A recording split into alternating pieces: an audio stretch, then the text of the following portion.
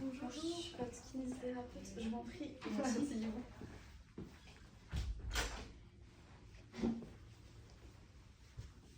Alors, dites-moi, qu'est-ce qui vous amène? Eh ben, ça fait quelques mois maintenant que je commence à ressentir une douleur au niveau de mon coude à droite. Au départ, ça m'inquiétait pas trop parce que c'est pas la première fois que j'ai des petites douleurs, donc du coup, j'ai pas vraiment fait attention. Puis après, ça a continué à s'aggraver un peu. Donc du coup, j'ai essayé de faire attention à pas trop utiliser mon bras. Mais là, par contre, ça devient vraiment gênant. J'arrive plus à travailler, c'est vraiment embêtant. Et vous sauriez me dire depuis combien de temps vous avez ces douleurs exactement? Là, comme ça, je dirais environ 2 mois à peu près. D'accord. Et vous savez quand ça arrivé? Si c'est arrivé parce que vous êtes tombé sur votre bras ou à force de répéter un mouvement précis?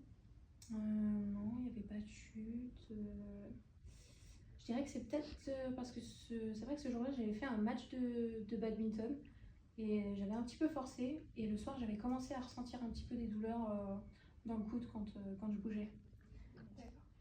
Moi, je travaille dans les bureaux en général, donc du coup, j'utilise principalement ordinateur, souris. Mais c'est vrai que je rédige quand même beaucoup de documents et c'est là que ça devient embêtant. Et vous avez déjà ressenti des douleurs comme ça auparavant à d'autres endroits ou au même endroit? Non, c'est la première fois au niveau du coude. Ouais. Et comment vous pourriez me décrire votre douleur exactement? Au départ, c'était plutôt une douleur. Là, maintenant, je dirais que c'est plutôt une gêne. Quand j'essaie de faire le mouvement, je ressens plutôt comme une gêne, un genre de blocage. Et quand j'essaie de forcer pour aller un peu plus loin, là, je commence vraiment à ressentir une douleur assez précise au niveau du coude. Et est-ce que vous pourriez me montrer avec le bras qui vous fait pas mal, du coup, le mouvement qui vous fait mal exactement? C'est plutôt quand j'essaie de bouger mon bras comme ça. Au départ, je ressens plutôt une gêne. Et après, quand j'essaie de forcer, c'est là que la douleur elle commence à arriver. D'accord. Et sur une échelle de 1 à 10, votre douleur, vous la situez plus à quel niveau? C'est pas une douleur qui est très très importante, vu que je force pas trop dessus. Du coup, je dirais. Le mouvement permet de diminuer la douleur C'est pas vraiment un mouvement particulier en fait. Comme je vous ai dit, la douleur elle vient la gêne et la douleur elles viennent quand je fais le mouvement. Donc du coup, en général, dès que j'arrête le mouvement, j'ai plus mal. Donc du coup, il n'y a pas de geste vraiment particulier. D'accord. Et au niveau extra-professionnel ou dans votre vie quotidienne, est-ce que vous ressentez des gênes particulières? À part le badminton, vous voulez dire? Oui, exactement.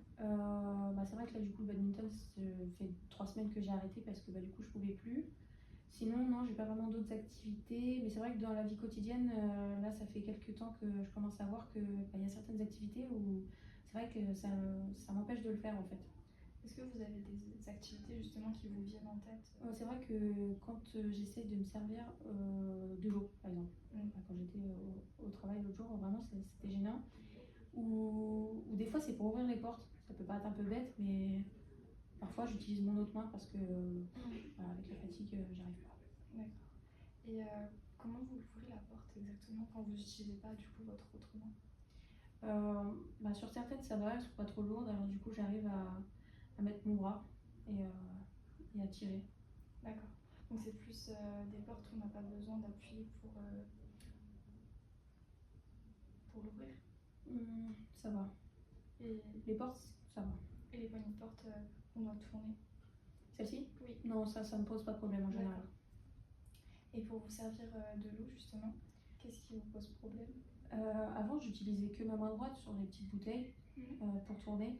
Et là, en ce moment, c'est assez difficile. Alors du coup, en général, j'utilise mes 2 mains parce que quand la bouteille est trop lourde, j'arrive plus à la retourner en fait. Donc c'est vrai que c'est assez gênant de toujours être obligé d'utiliser mes 2 mains pour faire un geste hyper simple. Surtout que vous pouvez pas tenir le verre d'eau, du coup, il faut mettre à côté. C'est vrai. Compréhensible. Et sinon, pour écrire par exemple, est-ce que vous avez des difficultés particulières? Si c'est juste pour quelques mots, non. C'est vraiment quand j'écris de longs textes, là c'est vrai que sur la fin ça commence à me gêner un petit peu, mais sinon en général, si c'est juste pour écrire quelques phrases, ça me dérange pas. D'accord. Et du coup, pour vous brosser les dents ou vous mangez, enfin ramenez votre main à votre bouche, est-ce que vous ressentez des difficultés particulières? Non, ça va. Ça m'empêche pas de manger. Ok, très bien. Je vais passer aux mobilisations maintenant, si ça vous dérange pas. Oui, pas de souci. Donc, je vais vous demander de vous décaler. Donc, je vais mettre ma contreprise au niveau de vos épicondyles médial et latéraux, à ce niveau-là. Et je vais mettre ma prise au niveau de de la partie inférieure de votre avant-bras. Et je vais faire des mouvements de supination. Vous me dites si ça vous fait mal. Non, il n'y a pas de Donc souci. là, pas de problème particulier. Et je passe au mouvement de pronation. Pareil, aucun problème, aucune Non, douleur. rien. Très bien. Mais du coup, je vais faire de la même chose du côté de votre bras. Donc, n'hésitez surtout pas à me dire si vous ressentez des douleurs à n'importe quel moment. Donc, je reprends les mêmes prises. Je vais commencer par les mouvements de supination.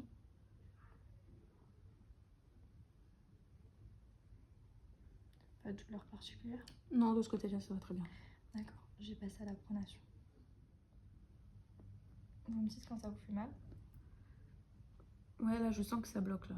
Oui, effectivement, je sens que c'est un arrêt plutôt ferme. Donc, je pense que c'est plus d'origine capsulo-ligamentaire.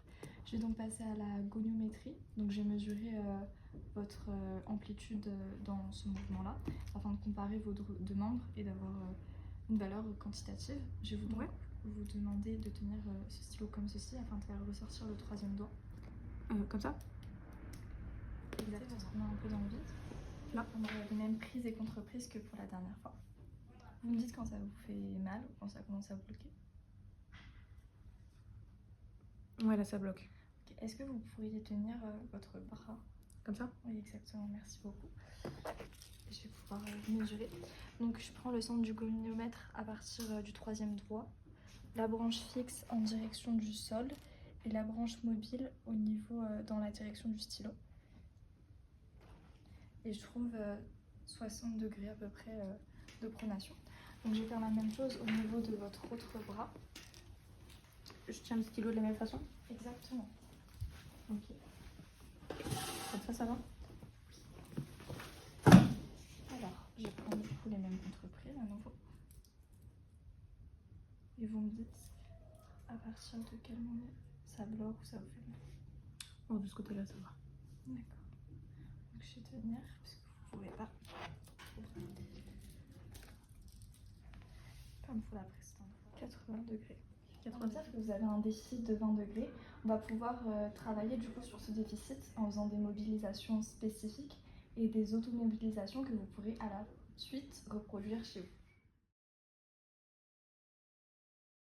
Alors, qu'est-ce que tu penses pour le traitement?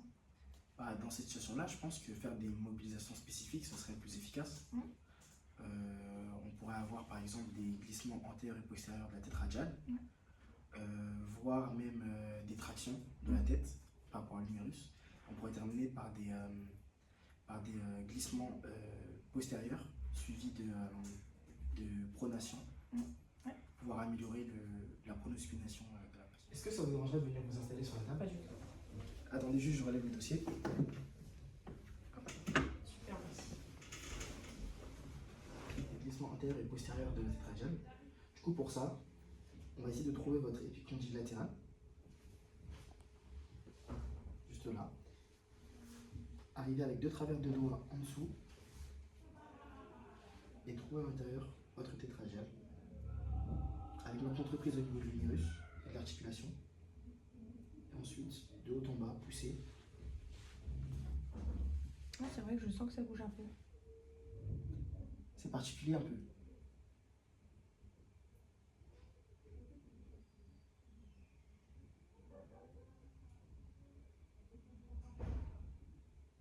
Voilà. Du coup, comme deuxième mobilisation spécifique, cette fois, on va faire une traction de la tête radiale. Donc pour la refaire, comme tout à l'heure, je cherche mon épicondyle latéral, deux travers de doigts en dessous, je cherche ma tête radiale, je place une main en contre-prise au niveau de mon humérus, et une fois que j'ai bien verrouillé ma tête radiale avec ma pince, je perds la traction.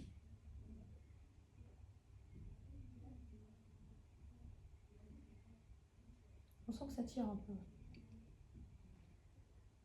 pas des moments très agréables, non? Ça va. Et pour terminer, en tant que troisième mobilisation spécifique, on va faire des mobilisations combinées. Donc on va combiner un glissement postérieur de notre tétradial avec la pronation ici de votre avant-bras. Donc comme tout à l'heure, encore une fois, je cherche mon épicondyle latéral. Je travers dedans en dessous. Je cherche ma tétradiale et je vais opérer un glissement postérieur puis de ma pronation. Ouais. Ça fait un peu mal là sur la fin. Ici qu'on n'arrive pas à aller un peu plus loin. Ouais, ça commence à On va aller bloquer. petit à petit.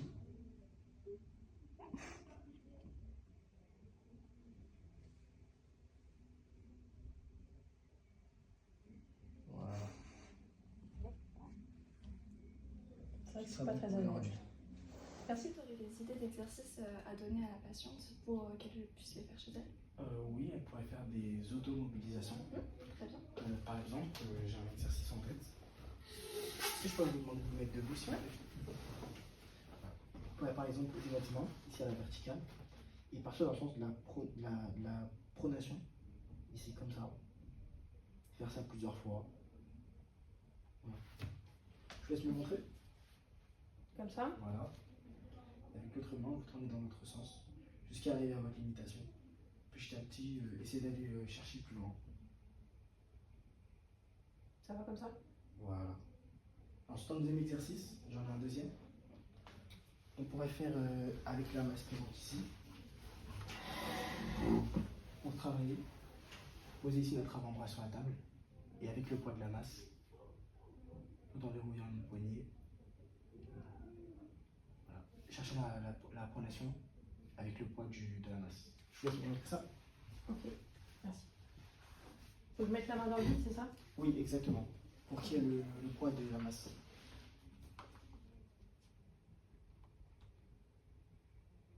Comme ça. Voilà. Il Tout faut en relâchant. que je reste combien de temps? Voilà. C'est bon pour vous du coup?